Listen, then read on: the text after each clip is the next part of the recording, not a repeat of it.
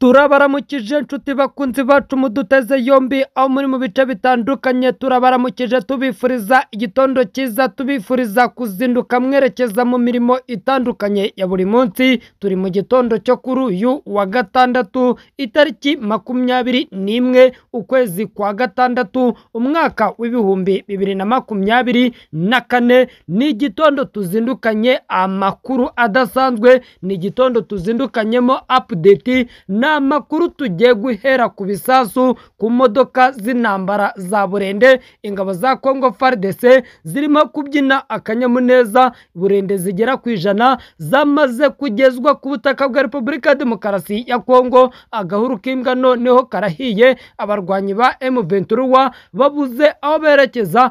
FARDC yasaze yamanuye ibikoresho, noneho ikiswe intambara nibwo kigiye gutangira. Mufitiye amakuru yose ajyanye n'izi Burende ingabo za Congo FARDC zamaze kwakira. Ndaza kuva kuri izi Burende ngaruke ku rugendo rukomeye cyane Perezida Felix Antoine Tshisekedi ari kumwe na General Muhoozi Kainerugaba. Ese ni iki kirimo kirahuza aba bayobozi bombi? Ndava kuri uru rugendo ngaruke ku intambara irimo irakomanga gutangiza intambara ya gatatu y'isi hagati ya Iran ndetse na Israel. Ibintu birimo gukomera, ibintu birimo guhindura isura isogonda kurindi. Amakuru yose ndayakuzaniye, ntucikwe. Ndaza kuva kuri iyi ntambara ngaruke kuri gasopo ikomeye cyane uwitwa General Sultani Makenga, umugaba mukuru w'inyeshyamba za M23. Ndakubwira ibyamubayeho, ndakubwira amakuru yose agendanye n'urugamba rurimo kumvikana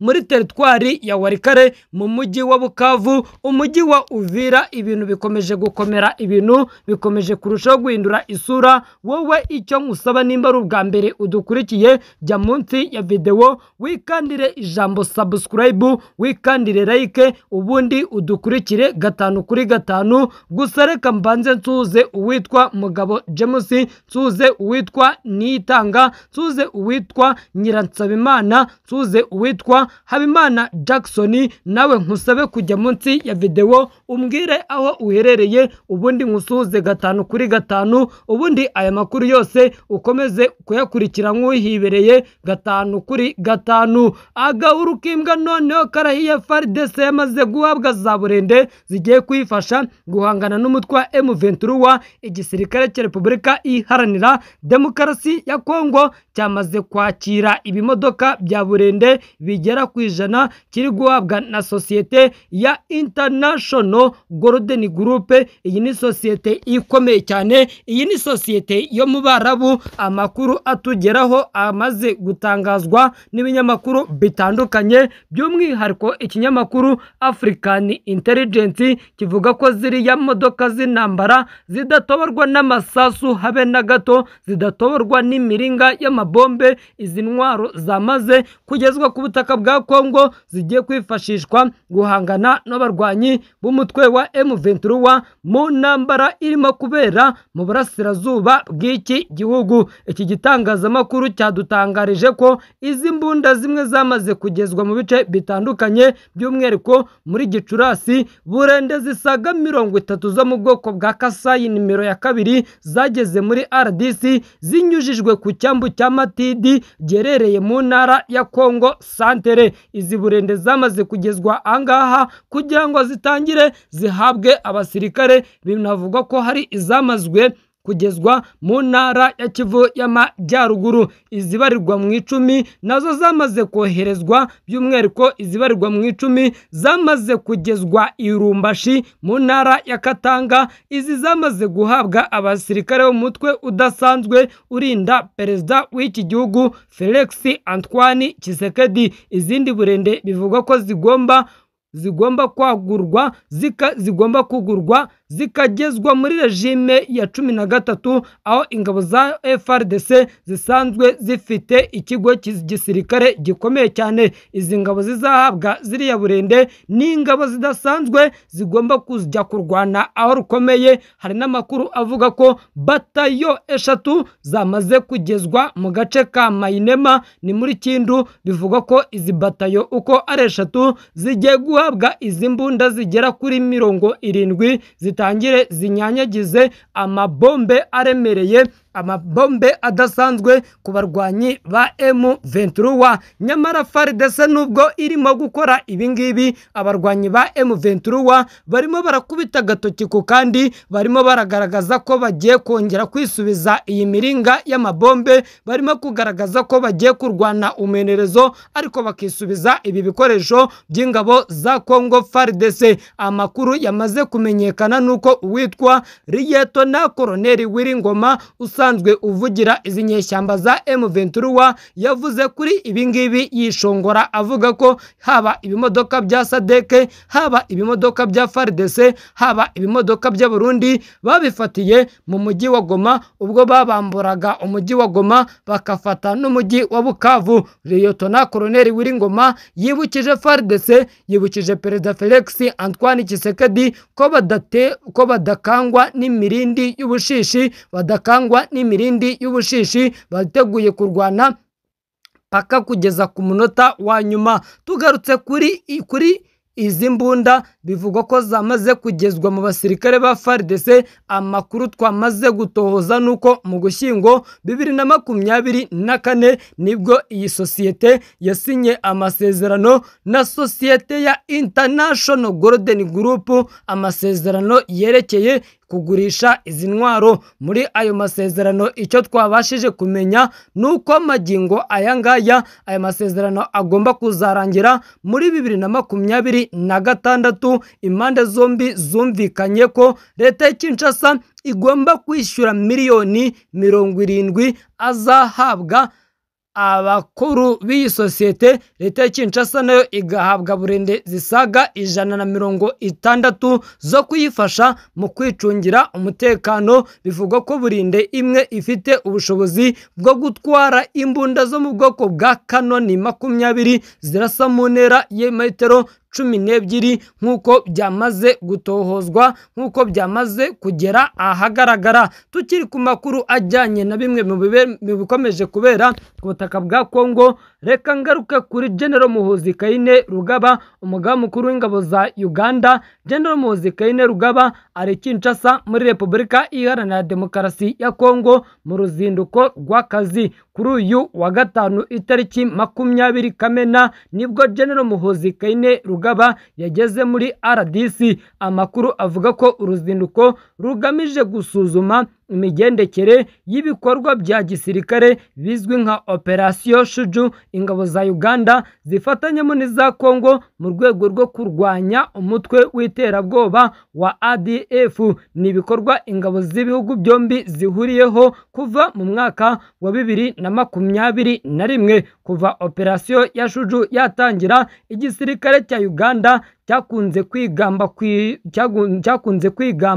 kwicara mu ntara ya Kivu y'Amajyaruguru, by'umwihariko mu gace ka Ituri. Abarwanyi benshi ba EDF barimo n'abayobozi bakuru b'uyu mutwe urwanya ubutegetsi bwa Perezida Yoweri Kaguta Museveni. ADF icyakora iracyakomeje kwica abaturage benshi bo muri Repubulika Iharanira Demokarasi ya Kongo. Sosiyete sivile yo mu gace ka Nicenda no mu gace ka Rubero iheruka gutangaza ko mu kwezi kwa 12 gushize EDF yishe abantu bagera ku 1500 bo muri iyi teritwari. Amakuru kandi avuga ko uruzinduko rwa Muhoozi i Kinshasa rugamije gucubya umwuka mubi wagiye ututumba hagati ya Kampala na Kinshasa kubera ubutumwa yagiye yandika ku mbuga nkoranyambaga akoresha mu bihe bitandukanye. Uriya mu generali yagiye yandika ku rubuga rwe rwa X ubutumwa bwerekana ko ashyigikiye umutwe wa M23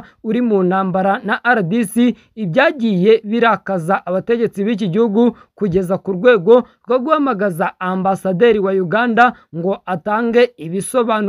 Byitezwe ko General Muhoozi Kainerugaba agomba guhura n'abayobozi batandukanye bo muri RDC barimo umugaba mukuru w'ingabo za Uganda General Benza Julius Mwibange, agahura na Perezida Felix Antoine Tshisekedi yarukaga gutangaza ko azahura nawe mu minsi mikeya. Generali Muhoozi Kainerugaba ageze ku butaka bwa Uganda hashize iminsi havuzwe amakuru menshi ku bijyanye n'uyu musirikare utajya uripfana ukomeje gutangaza byinshi ku ntambara zibera aho hirya no hino. Reka tugaruke ku ntambara ikomeye ishobora kuba imbarutso ya gatatu y'isi yose. Irani yarashe kuri Isiraheli imvura ya za misile zirasa kure. Irani mu ijoro ryakeye yarashe misile nyinshi mu kirere cya Isiraheli mu rwego rwo kwihimura ku bitero karabutaka igihugu cyayigabyeho ku cyumweru no kuri uyu wa gatanu. Ibitero bya Isiraheli byashengeshe cyane Irani kuko usibye gusenya ibikorwa remezo byayo yifashishaga mu gutunganya intwaro kirimbuzi, byaniciwemo abenshi mu bayobozi b'igisirikare cyayo ndetse n'abahanga benshi muri iyi siyanse. Ambasaderi wa Irani mu muryango w'abibumbye yatangaje ko abantu 78 aribo bishwe naho ababarirwa muri 320 barakomereka. Mu kwihimura ku mugoroba wo kuwa gatanu, Irani yarashe misile nyinshi zirasirwa kure zizwi nka ballistic missile mu bice bitandukanye bya Isiraheli. Amashusho yakwirakwijwe ku mbuga nkoranyambaga yerekana ibisasu byinshi bya Irani biraswa mu mujyi wa Tel Aviv, Yerusalemu ndetse no mu yindi mijyi yombi hagiye humvikana imitutu y'imbunda mu bice bitandukanye. Ibisasu byarashwe mu byiciro bitandukanye birakurikirana. Igitero cya droni z'ubwiyahuzi Irani yagabye kuri Isiraheli ku wa gatatu. Kugeza ubu biragoye kumenya cyane ibyangijwe na biriya bitero bya Irani aho muri ibyo bice. Icyokora amakuru yibanze yerekana ko abanya Isiraheli 40 barimo 2 bakomeretse cyane ari bo bari kwitabwaho abaganga nyuma yo gukomeretswa na biriya bisasu. Ambasaderi wa Irani muri Leta Zunze Ubumwe za Amerika yemeje ko ari umugore umwe biriya bisasu byahitanye. Igisirikare cya Isiraheli mu butumwa cyanyujije ku rubuga rwacyo rwa X cyavuze ko kirimo gukora ibishoboka byose kugira ngo ibisasu birimo kugabwa mu rwego rwo kwirinda ko byateza ingaruka zikomeye cyane. IDF kandi yateguje abanya Isiraheli ko Irani ishobora kugaba ibindi bitero, ibasaba kuba hafi y'ahantu hatekanye. Hagati aho umuryango w'abibumbye biciye mu bunyamabanga mukuru wayo Antonio Guterres yasabye Isiraheli na Irani guhagarika umwuka mubi bagatanga agahenge. Antonio Guterres yanditse ku rubuga rwe rwa X agira ati: Isiraheli kurasa ahatunganyirizwa ingufu za nucleaire muri Irani, nayo ikaraswaho za misile i Tel Aviv. Umwuka mubi urahagije cyangwa amahoro tuyareke, diplomasi niyo igomba gukora. Abayobozi b'ibihugu bombi bitandukanye byo mu burengerazuba bw'isi, by'umwihariko perezida w'Ubufaransa Emmanuel Macron, Donald Trump wa Leta Zunze Ubumwe za Amerika, bagaragaje ko Isiraheli ifite uburenganzira bwo kwirinda mu gihe ibona umutekano wayo ugereranyijwe na Irani. Ku rundi ruhande, ibihugu byinshi byo ku mugabane wa Aziya birangajwe imbere na Pakistani byamaganiye kure ibitero bya Isiraheli kuri Irani, biyiteguza ko byanga bikunze igomba kuzabyishyura. Byanga bikunze ibi bihugu nabyo bigomba kuzayicanaho itanura ry'amabombe, byanze bikunze bigomba nabyo kuzayisukaho imvura y'amasasu.